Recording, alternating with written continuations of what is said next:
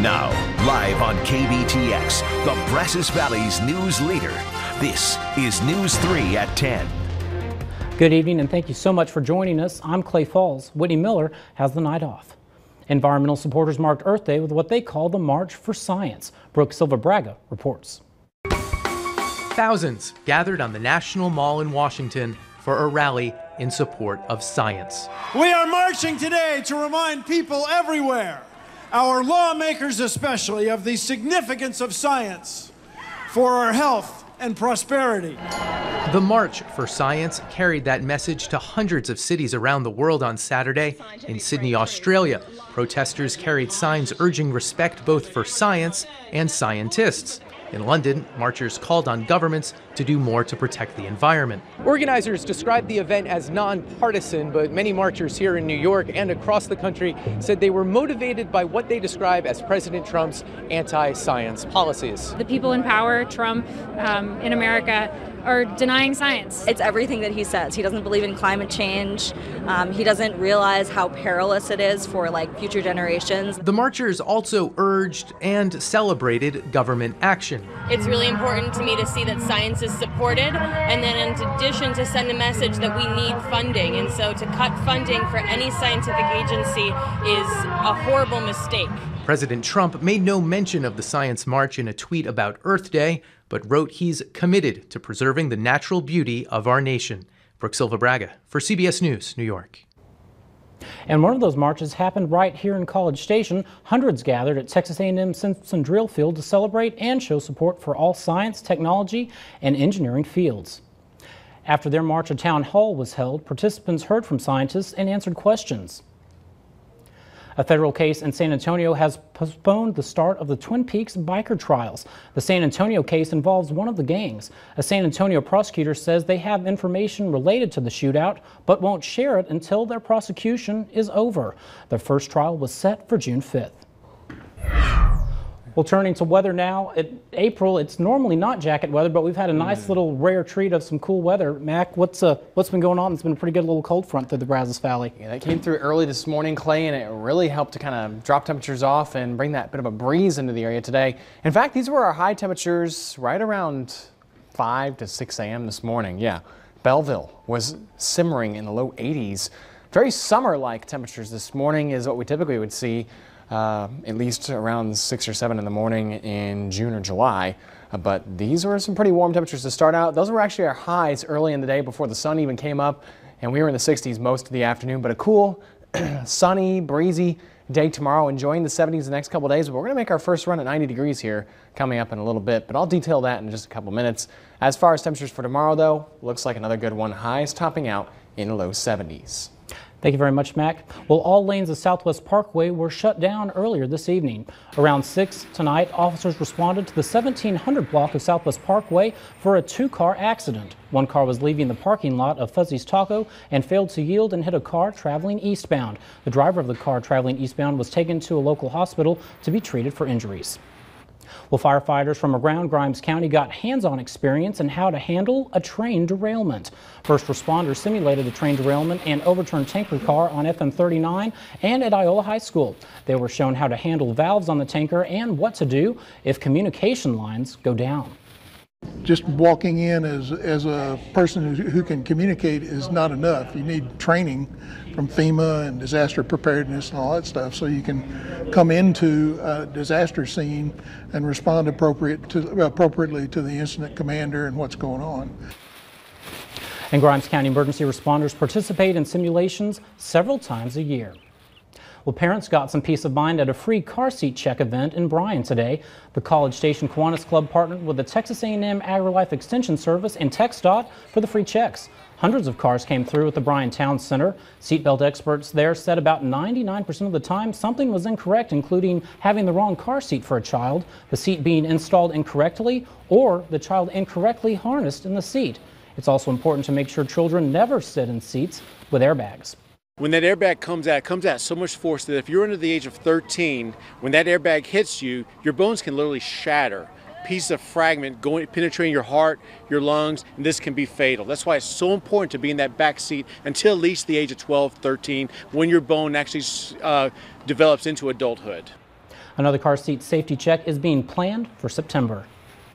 A Bryan ISD student has an impressive resume at just 17 years old. Eduardo Pacina Jr. has loved learning as long as he can remember and is successful at pretty much any subject he tackles. It all started when I was born, I guess, because my mom has always focused on our education. Eduardo Pacina Jr. is a senior at Bryan Collegiate High School. The son of an immigrant family, he started mastering languages at an early age and is now fluent in 6. He got to practice one of them on a trip to China. So I can say 我叫安德，我能说汉语和英文、西班牙语、意大利语、葡萄牙语和法语。So my name is Eduardo, and Anda, and I can speak English, Spanish, Chinese, Portuguese, French, and Italian. Not only that, he enjoys volunteering his time teaching ESL courses. My mother, her English is her second language, so she used to take ESL courses at the Bryan Adult Learning Center. But then she noticed that they kind of needed more help. He even helped me practice my high school foreign language. Je m'appelle Clay. Comment allez-vous aujourd'hui? Je m'appelle Eduardo. Eduardo?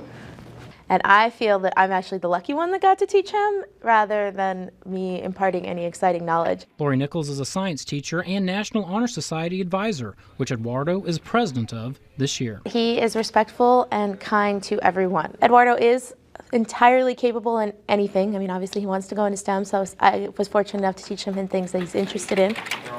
He is also a computer expert and has designed a video game. A Finnish fable game. I don't know if you've played it. He had this advice for fellow students. We may be able to see short-term stuff, but our parents can kind of see into the future, and they know what's best for us. Eduardo plans to attend Texas A&M this fall and major in aerospace engineering. He's been accepted into their honors program. Well, College Station students had their artwork on display for the community. It was the annual art show at College Station High School. Hundreds of pieces were on display by students from all 16 schools in the district. The show is a collaboration of their year-long work and showcases the importance of the arts in our schools. Well, it's really exciting for everyone to see it, and there's so many amazing artworks in 12th grade and then down to like 1st grade, and it's really awesome. We get incredible support from our community. So many people come out and just share how excited they are to have their kids in our programs and all the wonderful things that they do. It's just a great way to showcase what the kids do throughout the year.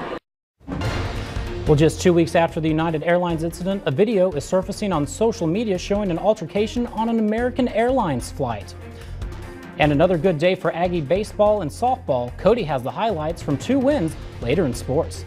And we're expecting another chilly night tonight, but how long will these chilly nights last? We'll talk about your details in your forecast for your Sunday after this.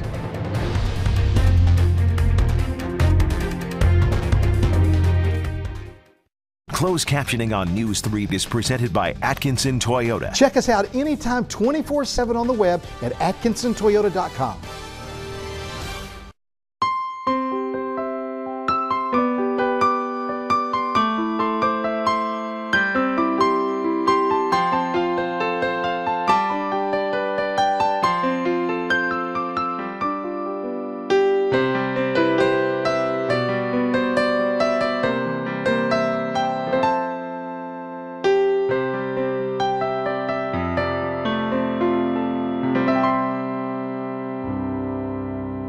It's all about people, it's all about home, working together, loving our own. KBTX, it's the time that we share, it's for you, it's for me, people who care. Brazos Valley, this is for you, 60 years, this is your new.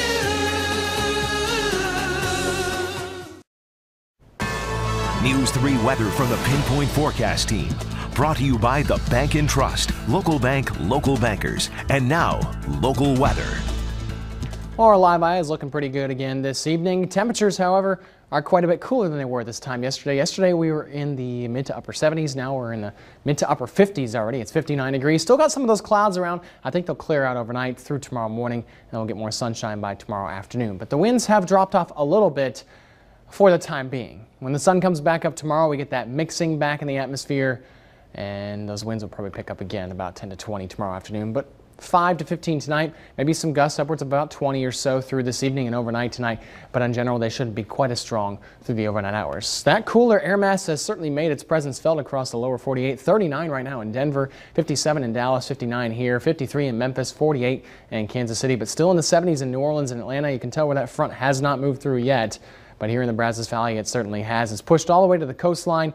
But thunderstorms have erupted along this boundary. We, however, are kind of fortunate didn't have to deal with any severe weather today like they did out in parts of Mississippi, Tennessee, as well as parts of Kentucky and even parts of Arkansas earlier today as those storms formed and quickly pushed to the east and southeast. We kind of had a couple sprinkles this morning and some drizzle on the windshield, but that was about it. Things quickly moved on out of here. And temperature change, quite a contrast. Earlier today, we were about 30 degrees cooler than we were at this time yesterday, but now we're about 15 to 20 degrees cooler, but still a big difference compared to this time yesterday evening where you're in the mid to upper 70s and even close to 80 in some spots. 61 right now in Brenham, 58 in Navasota, 59 here in Bryan College Station, 57 already in Crockett, 57 also in Madisonville at this hour.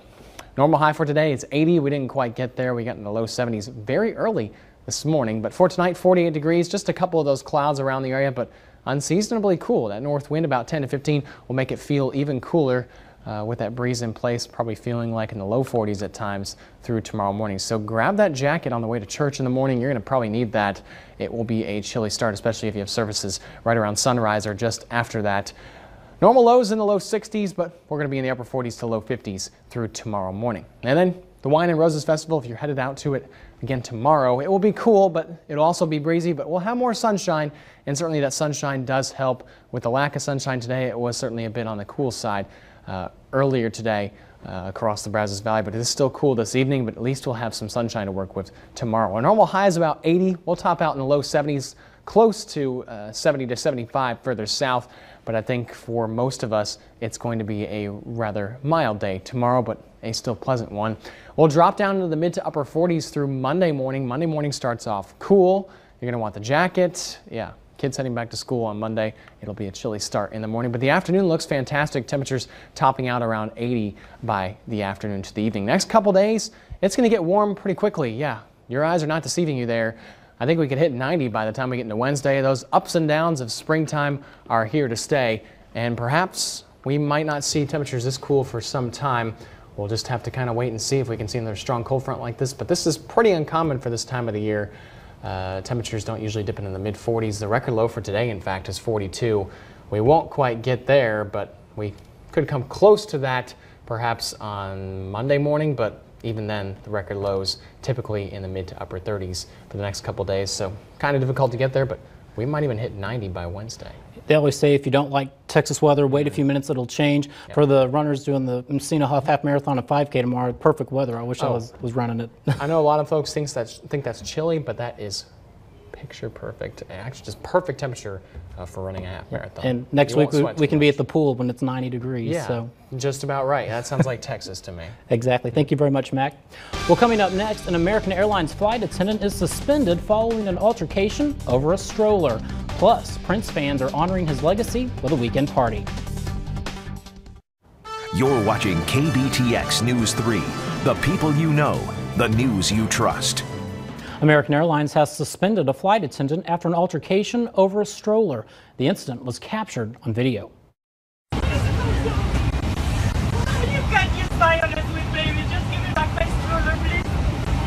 The Facebook video shows this mother is distraught over the way a male flight attendant grabbed her baby stroller, which is normally left on the jetway. Witnesses say she was hit with the stroller and it came close to hitting her young child. Then one man on the Dallas-bound flight confronted the flight attendant. Hey, bud, you do that to me and I'll knock you flat. You stay out of American Airlines issued a statement soon after the incident last night. We are deeply sorry for the pain we have caused this passenger and her family. The actions of our team member captured here do not appear to reflect patience or empathy, two values necessary for customer care. In short, we are disappointed by these actions. The American team member has been removed from duty while we immediately investigate this incident. In a statement, the Association of Professional Flight Attendants says, We don't know all of the facts related to a passenger who became distraught while boarding a plane, and therefore neither the company nor the public should rush to judgment. It appears another passenger may have threatened a flight attendant with violence, which is a violation of federal law and no small matter. But the American Airlines customers we spoke with back the passenger. For him to get involved and advocate on behalf of that customer, I support him 100%. I salute the man. I mean, he's sticking up for a fellow passenger who was obviously in distress, and I think that's what we need to do. American Airlines says they upgraded the mother and her family to first class for the rest of their international trip. Plenty to show you from the Diamond as the Aggie baseball and softball teams get SEC wins on Saturday, and the Bearcats play too at Central Arkansas. Plus, the Aggie track and field team heads to Waco. Highlights and reaction on the way from the Michael Johnson Classic. Live-eye cameras on News are powered by Norman G. Tractor, the top volume Kubota dealer in the nation. Sports is presented by Allen Honda, corner of Southwest Parkway and Highway 6. Allen's got your Honda. From the KBTX Sports Center, News 3 Sports starts now. It's a chance at a fourth straight series win in the SEC for the Texas Aggie baseball team this afternoon. The Aggies hosting Tennessee after beating the Vols 2-1 Friday in their first ever meeting in College Station. The Aggies wearing the throwback uniforms complete with the white caps with the old school block tee on it. Joel Davis at the plate in the first with the bases loaded. He grounds out, but that is good enough to plate Nick Chorby. Texas A&M out to a 1-0 lead. The Volunteers will answer in the second. Matt Waldron's base hit to left rolls all the way to the wall. Andre Lipsius would score from second on the double. We are tied at 1. The Aggies will grab the lead back in the third inning, however. Braden Shoemake's ground out to first base allows Chorby to score from third, and the home team takes a 2-1 lead. It stays that way until the seventh. That's when A&M adds an insurance run. Austin Homan's base hit to center field sends George Yansha home from second. It's 3-1 Aggies. Starting pitcher Corbin Martin threw 8 innings today. Mitchell Kilkenny pitching the ninth and closing the game out with the strikeout of Jay Charleston. Texas A&M tops Tennessee 3-1. The Aggies have now won 7 straight SEC games and 4 straight conference series. We haven't done a good job of that first half, and our guys understand that. We need to play well at home and do it on the weekends in SEC play, and it's a good start to the second half for us, but it's all about the finish tomorrow. Oh, it feels really good. It's going to be really nice if we go out there and get a win tomorrow and sweep. And, we'll always be sitting good in the SEC if we win games, so we're never done, and we continue to win, so that's our goal. Texas A&M and Tennessee will wrap up their series tomorrow afternoon at 1 o'clock. After getting rained out Friday, Sam Houston State plays 2 at Central Arkansas today. Cats trail 2-0 entering the 8th, but score on a bases-loaded walk, and then this RBI single by College Station Cougar Jackson Grisham. He drives in Blake Chisholm to tie things up at 2. They remain tied at 2 until the bottom of the 10th when the Bears' Jansen McCurdy delivers the game-winning RBI. Josh Somdasurf scores. Central Arkansas takes the first game of the day 3-2 in 10. So on to game 2. Cats look to avoid the Saturday sweep. Things looking good when Sam Houston State scores 3 in the 5th, including 2 here on this Robbie Rojas drive that turns into a triple. Bryce Johnson and Taylor Bean score, but Central Arkansas cuts it to 3-2, then goes ahead for good in the 8th. The pitch gets away from Rojas. His throw back to the pitcher will go to the dugout. 2-run score. The Bears go on to a 5-3 win to sweep the doubleheader. Big League Baseball, Astros fall 6-3 at Tampa to see their 3-game winning streak end. The Rangers beat the Royals in Arlington 2-1. Aggie softball aims for a series win tonight as they host the Georgia Bulldogs. Bulldogs looking to strike early with the bases loaded in the first inning, but Samantha Shao gets a ground ball for the final out to end the threat. In the bottom of the frame, Riley Sarton sends a ball to right field. That has just enough to carry over the wall. Solo shot puts Texas A&M up 1-0. It stays that way into the 7th. The Bulldogs have the tying run at second and the go-ahead run at first, but Shao gets a ground out to end the game. She tosses a complete game shutout, striking out 8, and the Aggies 1-0 win. Aggie Track and Field making the trip up Highway 6 for the Baylor Michael Johnson Invitational. We start with the women's 3,000-meter steeplechase, and it was a solid outing for A&M's Amelia McElhaney. She crosses the finish stripe with a time of 11 minutes, 49.89 seconds to claim first. The Aggies continue their winning ways in the women's 100. A&M logging 2 of the top 3 finishers, with Aaliyah Brown claiming third and Bernisa Thompson posting a winning mark at 11.15 seconds for the Aggie men. The always impressive Fred Curley back at it again today. Curley posting a blistering 44.6 in the 400 meters, a meet record and the second fastest time in the world. Just another day at the office for the senior from Taylor. Also on the men's side, a 1-2 finish for Ilolo Izu and Infinite Tucker, respectively, in the men's 400-meter hurdles. And finally, in the men's 800, the Aggies posted 3 of the top 4 times. Even had an appearance from former Aggie standout Donovan Brazier as he ran unattached. Devin Dixon led the way for the maroon and white in the event, the time of 1 minute 48.27 seconds. Just cold. I mean, you know, this was a tough environment today. Winds are tough, cold weather. The wind chill is tough here, especially late right now. But early today it was cold too. So, but I thought our people did a pretty good job. Aggie Track and Field back in action next Friday. Hopefully warmer for Pat Henry and company at LSU. Game 4 in Memphis in the NBA playoffs. Grizzlies looking to even their series with the Spurs at 2 games apiece.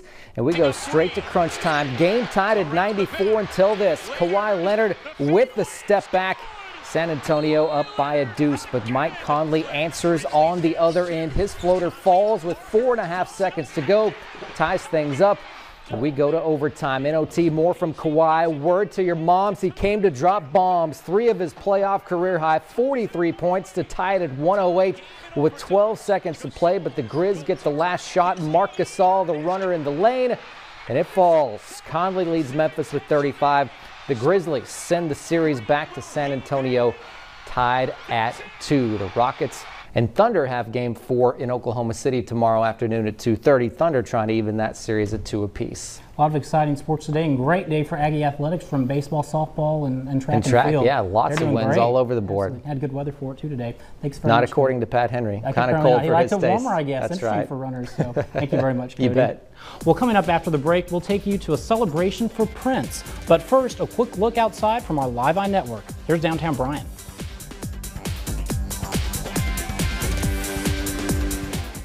Shel Winkley, weeknights on News 3. Here are tonight's winning Texas Lottery numbers, brought to you by Star Furniture.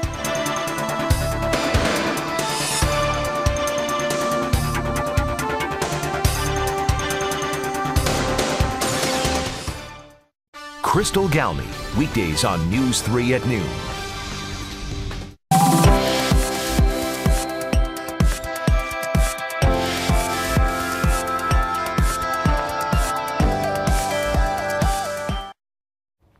Prince fans are celebrating the musician's life with an overnight party in downtown Minneapolis. Here's a look at the party going on. Friday marked the 1-year anniversary of Prince's death, and all weekend long, fans from all over the world are gathering together to honor his legacy. No, absolutely not. He played every instrument like known to concept and could play to a crowd, any generation. Energy. That's what I think is his biggest attribute, was the energy. It's hard to believe it's been a year already. I remember when he played at the Super Bowl a few years back, and just an amazing performer and a lot of great songs. His recording studio, his house is literally like 2 miles from where I grew up. Really? So that Minnesota connection. Yeah, lots of my friends. You go in from there high and school. listen to him jam. That would be pretty cool. If I wish I could gone play in there. guitar like him. He's one of a kind as a guitarist. Let's start the rumor. Yeah, he was maybe. So amazing musician, also amazing weather the last couple of days too. Today. Very nice weather today. The wind was a bit of an issue. It will be an issue again tomorrow, but at least we should get some sunshine out there tomorrow. That wind out of the northwest again, about 10 to 20, should drop off by Monday. But then we're going to see that wind machine most of this upcoming week. We might hit 90 by Wednesday. We'll be on the lookout for that. Thank you, Mac. Well, that's all of our time tonight. More local news tomorrow on Brazos Valley This Morning, or anytime on our web channel, KBTX.com. KBTX News 3, your news source for over 60 years.